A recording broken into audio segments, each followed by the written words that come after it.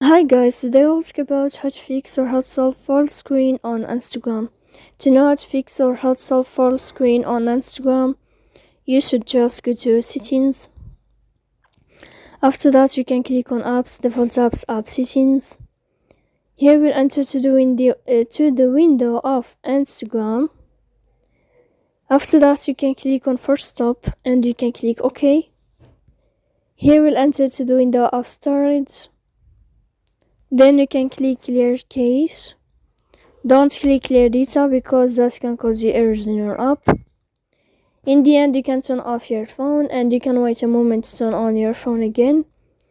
If it's not working with you, you can turn on your airplane mode and you can wait a moment to turn off your airplane mode again. So please don't forget to support us by like and subscribe. See you next time in another video, and thank you for your attention.